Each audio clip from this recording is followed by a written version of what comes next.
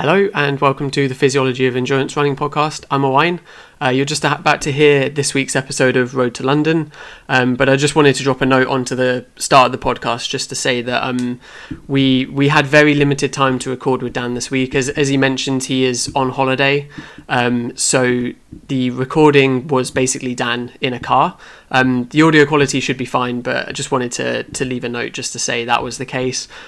We didn't want to leave you in a situation where if you're following along on his Strava, you've sort of seen a decline in the running and an increase in the cross training, and then not record anything for most of this week. So we basically made use of pretty much the only time that we've had in the last few days to record anything, and got this sort of fairly short episode out for you just to give you an update on where Dan's at now and sort of what's next for London Marathon. But yeah, as always, hope you enjoy the episode. Apologies again about the audio quality, but hopefully, yeah, interesting enough episode, and thanks again for the support as always. Hello and welcome to the Physiology of Endurance Running podcast. I'm Owain, joined by Dan. Dan is on the phone, so I'm going to apologise straight away for the audio. But yeah, how are you doing, Dan? Yeah, good, thanks. Yeah, busy day. We're off on holiday. We're off to Bluestone in West Wales for a week. But I am in the car. In the car, yeah. In the car whilst I was asleep. Obviously, no video on, just voice calling. I don't want to be distracted by Owen's pretty face. But ready to update the followers. Thank you all for messages who have obviously seen my Strava that I haven't been running. But we'll get to that when we're of course, for the next 20 minutes or so. Yeah. Just before we start, so as always, we're sponsored by Soar.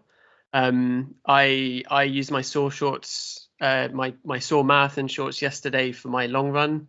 I had 4 gels in the end, I think. So perfect. No issues with losing gels. I noticed this weekend it's definitely the panic 22 miler before London Marathon weekend for a lot of people.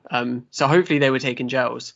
I can't imagine doing 22 miles without taking gels, but Soar shorts would be something to think about investing in to carry your gels during those really long runs when you're training for your marathons. Me and Dan have both really appreciated their support and the features of the shorts, which the main thing is carrying gels, carrying your nutrition. So let's jump into the training week. So from the 24th of March, which I believe would also be 4 weeks. This week's 4 weeks to go to London. Trying to remember my dates. Yeah, 4 weeks to go. Yep. 24th of March. Do you have your Strava in front of you, or do you want me to go through it? I've got my So I ran on Monday. Yeah. I did 16k. An alright pace, I think, 4:18 a k. But I was still having the same knee issues I was having like from the Friday onwards, and I could run, but I was having some pain, like a manageable pain, like 2-3 out of 10 pain. But like that was fine. Did that on Monday, and I did 10k in the evening again. Feeling like pace normal, feeling like heart rate fine, but just still having some discomfort, but like manageable. So attempted to do that. So that was Monday, I guess. 16k, 10k, standard Monday. And then I guess it's a Tuesday. So Tuesday, I went to do a session. I was hoping that I'd made a bit of progress, enough to the pain wasn't getting any worse, basically. So I was hoping I could do a session. I went back on the treadmill thinking, right, I can control the intensity, all that sort of stuff I was talking about last week with the session I did on Friday. Heart rate and lactate was much better than it was on the Friday session. I always think that first session back you're gonna be a bit rusty. Second session, third session, you feel a bit better. So I did 8 times 6 minutes, and I did the first 5 at 19k an hour, and that was yeah, like I said, lactates were like in the twos. Heart rate was a lot better than it had been on the Friday. The intensity felt manageable. It felt good, to be honest. But I didn't increase the pace because I was still having this discomfort with my knee, and specifically when I jumped onto the treadmill belt, that's when I would have loads of pain. It would then like settle a bit, and it would then settle, but it was just really uncomfortable for about 15, 20 seconds, and then it would be okay. But after, and pain would be like I said, pain was manageable, like a 3 out of 10, but it was just starting to get a little bit worse for the last like rep or two at 19k an hour. So the first 5 at 19. So I think like 4 and 5 is like, you know what, this is becoming a 3.5 now, and the discomfort was just getting worse as I was jumping on the treadmill. So I thought one of the things you can do to like deload the knee a bit is like increase the gradient. So because certainly for some conditions, I think that can be really beneficial because the range of motion is just a lot less. Like you're not extending your knee as much, and that did help. But I kept just putting the gradient up and reducing the speed. So what did I do? 18. I dropped it down to. I've got it here if you want. Yeah, you can talk to it. Right? So yeah, from rep 6 you went 18k an hour and 3% gradient. Rep 7 was 17k an hour and 4%, and then rep 8 was 16k an hour and 5% gradient. Yeah, and I think the intensity worked out slightly higher. Like the lactates were now in the 4s, but like stable in the 4s. But heart rate was all right. It wasn't going crazy high. So it was. I think I did a pretty good job of matching the load, despite messing around with gradients and speed. Yeah. Like the intensity. I mean, your lactates actually came down. So yeah, the highest one was the 18. Yeah. Well, I think I was trying to work out, is 1% grade worth 1k an hour, or is it a bit less? And I think it's a little bit less. So initially I put it up by 2%, didn't I? But only reduced the k an hour by 1%. Yeah. And that was obviously there was a bit of a spike in lactate there. But anyway, I managed to. It did help increasing the grades, but like I was going to do 10 times 6 minutes, but on the last one, it really was on the 8th one. It was really painful to jump back on, and I just thought, although it settled and it was okay after the last like 5 minutes, it wasn't great. So I decided that that's fine. We'll call it a day there. Went to try and run, admittedly, far too close to the session. It was like at 1 o'clock or something like that. I tried to run, and I must have finished the session at I can't remember what time now, but it wasn't. Probably it was half 9 finished session. Yeah, half 9. Yeah, it was half 9. So it was quite a quick turnaround, that I just couldn't run. I did 30 seconds. I was like, no, this isn't happening. So I went on the cross trainer, the dreaded cross trainer, as Owen described it to me. Yeah. Which it is. Yeah. So was this the cross trainer in the Kincoid gym? Oh yeah. Yeah, that's because I saw this pop up on Strava, and I was a bit like, oh no, that's that's not a good sign if there's an elliptical activity, proper Ralph Wiggum, we're in danger, or I'm in danger. Yeah, well, and I literally just went. I'd gone out for a run outside. I literally went straight to the gym, so I had no headphones, no music, nothing. Just sat on this cross trainer, sweating out my arse because it's so hot. 40 minutes. And I was thinking, what has my life come to? Why am I on this cross trainer? I hate it. The elliptical, it's just not fun. But then around me, there was a cardiac rehab class going on. They do some cardiac rehab sessions. Yeah. And it did shine some perspective on my situation. Going, you know what? I'm doing all right.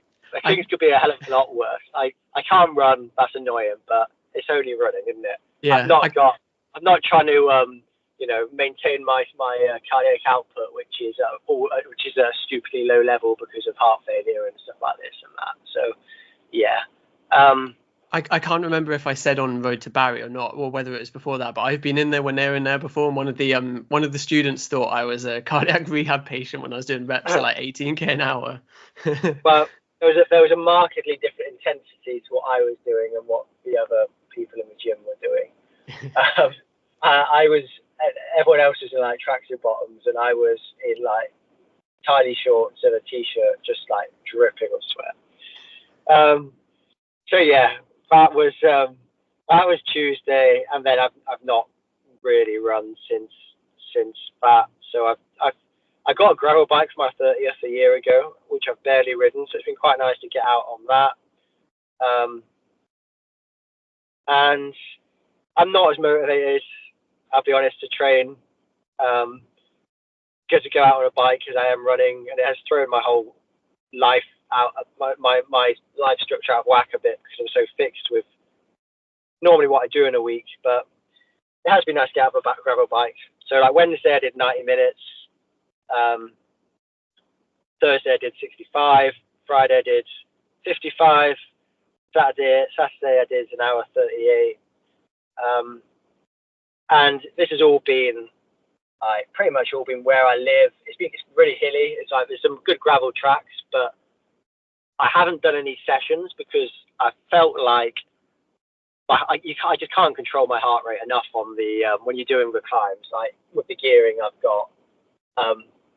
So I'm not getting to super high intensities. Like my heart rate's peaking at 140 probably, with an average which is like 115. But for me on a bike, 140 is working quite hard, whereas running that'd be well below LT1, but on a bike I'm sure that's above. And just getting used to the muscular loading of riding, it's so much more muscular than running, or it is for me at least. Like I'm so despite this gym stuff I've been doing, I'm so bloody weak. But I feel like actually, although I've not done loads of hours, it's been enough. My legs have been getting progressively more fatigued from the riding. But I'd much prefer that than being on an elliptical. I enjoy getting out on the gravel bike once I'm out, whereas sat in a gym, going on a bike or a cross trainer or wherever you want to go on, it's just it's not a sustainable way to cross train, is it? No, I guess the bike is, you've got that sort of assigned hour in the morning to go outside, and at least it's not running, it's really not ideal in that sense, but you are still getting outside, and especially like you say, where you live, you're up in the hills, so there is hopefully some element of sort of psychological well-being, I guess, from doing it. Yeah, like I would be I've been a bit low with just a knee injury anyway, especially like training had been going so well, and off the back of just illness, knee injury.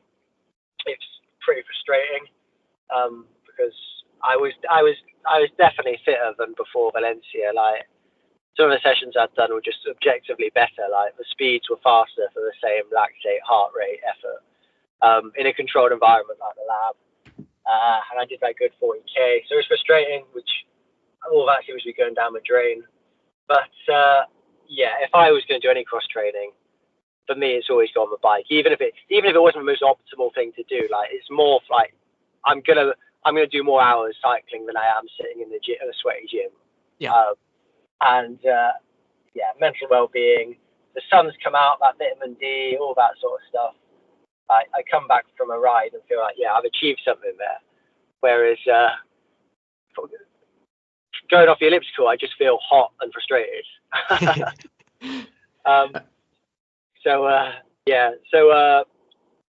Finishing off my week, I did try a 10-minute jog on Thursday evening, and it didn't feel like I could run. It was really slow. I think it was like 5.5 minute Ks. Yeah.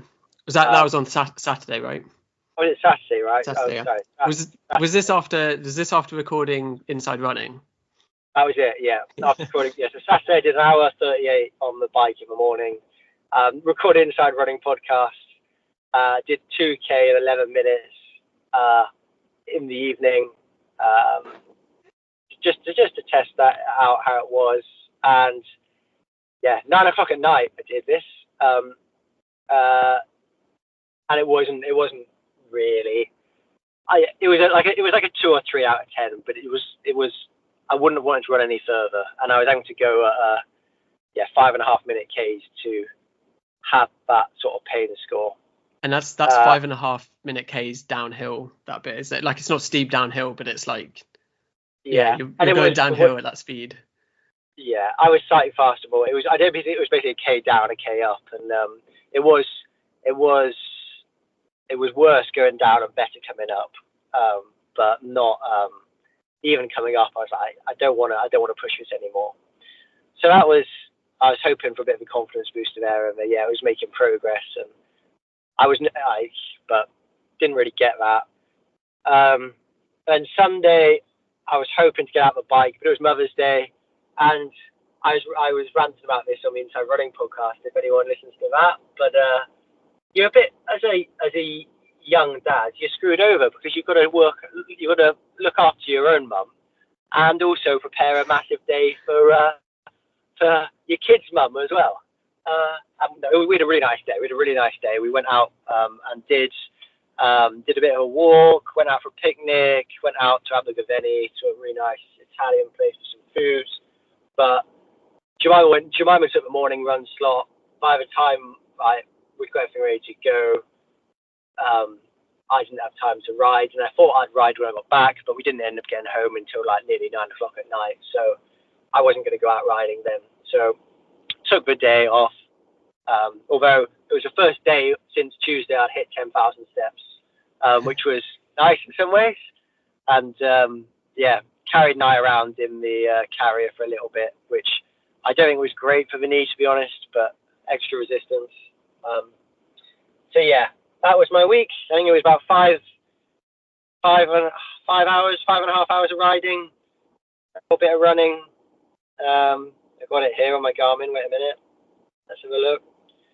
3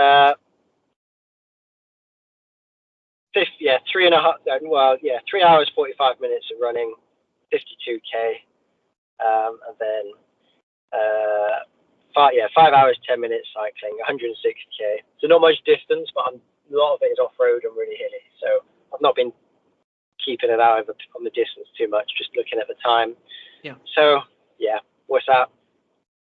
Getting on for 9 hours of training. I haven't done any gym work. I was a bit hesitant to load the knee. But I think it probably would be all right now to do. A bit frustrating, but we'll see. Like, in terms of like London, what does this mean? At the start of the week, I was going, I'm just not going to run it. I don't. If I'm in shape to run 218, 219, and be healthy, but do that. I was saying I'm not really interested in doing that because I've run sub 227 times. It's not. When I'm fit, I could run 219. I reckon most weekends if I wanted to. So do I really get any benefit out of doing that? But I've sort of now moved towards actually, if I'm healthy, if the knee's all right, I probably will run it because I would like to just go and execute a good race at London. I've had too many bad experiences. The atmosphere will be really good. Yeah. How many more times may you have to be in the elite start at London? Like, I don't know. Part of that is why I don't want to do it, because if I've got an elite bib on, I want to put something out that's which is a good performance. But I don't know. I think if I can get healthy in a month's time, then I will run it. But if I'm having any knee pain, then it's not worth it, I don't think. Yeah, I guess you have got time to decide. Like, are you've got two choices, or there's two situations. You either end up going into London unfit but with a fine knee, and then make the most of the opportunity, or your knee's still busted and then just don't do it and reset for the rest of the year. Because the thing is, like, I find for long-term health, I don't want to. If I'm having any pain, I don't want to do it, and I definitely don't want to have to DNF. Like, that would be like the worst case scenario. But there's not really there's no other marathons I could do in the spring. So it's not like I go, right, I'm not going to do London. I'll pull out of that, and in a month's time, I will run another one. There just aren't any other marathons. Someone said, oh, you could do Belfast a week later. But I mean, a week, I feel like, is not enough to make a difference. would you, if you didn't start London, would you be allowed to do that with the elite Probably, contract? no, I don't think I would be either. So Yeah. I don't think I would be allowed to do it. So yeah. I'm not allowed to run a marathon. I wasn't allowed to run a marathon 3 months before or 1 month after. So in my head, I wouldn't anyway. I just sort of feel like there's not a good. It gets too hot. All the fast marathons are done, so like there's no other races to really prepare for, like big races. I'll probably do Valencia in December again, most likely. So like if I need to take some time to just to get back into things and not do London, then fine. If it takes me a bit longer to recover from London because I'm not prepared, but at least I'm healthy, then yeah, that's also fine. Like it's not like I need got a quick turnaround to get ready for another race. So still up in the air whether I run or not. I can't see me running especially quick because I've just run out of time now. And if it had just been my knee and I could get back to stuff next week, then I wouldn't have lost too much time. But it's been 2 viruses and then the knee that's just compounded, and I haven't really trained properly for 3.5 weeks now. So I've done it. I think I can still run all right. Like jumping on my treadmill on Tuesday, like I hadn't done that. I haven't done any regular sessions. I hadn't done much easy mileage, but the lactates and heart rate efforts were still okay. Like they weren't the best ever been, but they were still all right. So I think I could still go run under 220, but I'm not going to go run 212. Yeah. And I sort of hoped that maybe I could run a 211, but that's definitely off the cards. So yeah. I mean, not to maybe like plan ahead too much because I don't know what your knee's going to do, but it would still be really interesting if the knee comes good to do the normal exercise test before London and see like how much of the thresholds changed, because it might be that they don't change much, but it is like the first thing that sort of regresses is the durability, and that's where you get to 20 miles and you're just done. I think you're probably right. I think it probably would be that sort of thing that would go. But yeah, I have thought about that. It would still be interesting to do the whole like what I normally would and test and see how it comes out. We'll see. I saw the physio today, and they've basically said, they don't think it's a tendonitis. I think it's some inflammation. Well, not some inflammation, some bruising underneath the patella. Not really much I can do in terms of exercises. My mobility is fine. My range of motion is fine. My strength is fine. My balance between the 2 legs. So I've not really been icing it, but I can do a bit of that. He's given me some like patella mobility exercises to do, but he sort of said that's not going to improve the recovery time, but it might just acutely reduce the symptoms of knee pain.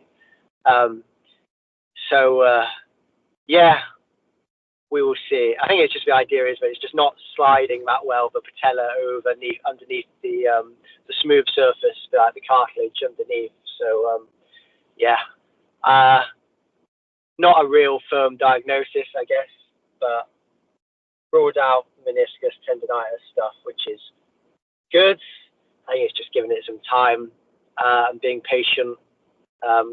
He said I can do I can keep trying over 10-minute jogs, and if it's not too painful, then hopefully you can start building it up a bit.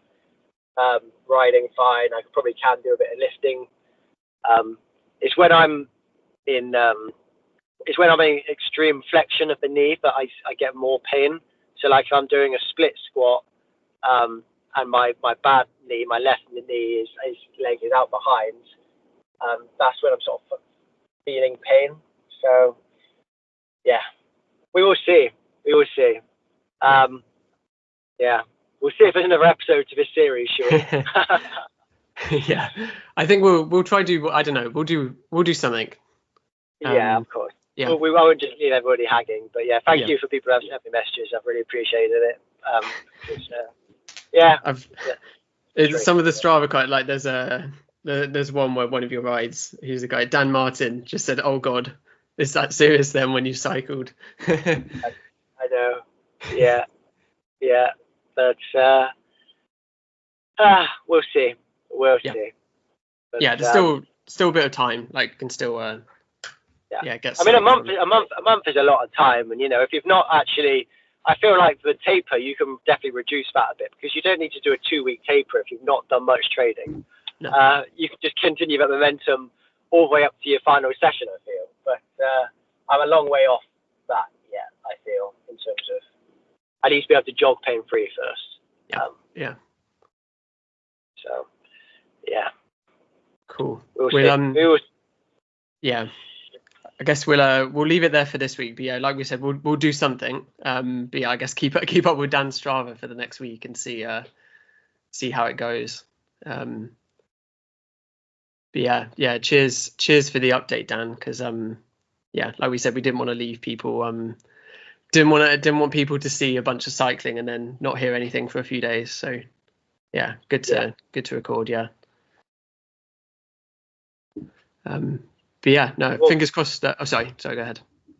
No, I was just going to say, hopefully with a bit of luck, there'll be a bit more running to talk about next week. But yeah, we'll definitely record next week, obviously. Yep. Like we'll just and it might be show's over, or it might be I'm going to continue limping on. We'll see. Yeah. But yeah, well, but for live updates, check out my Strava.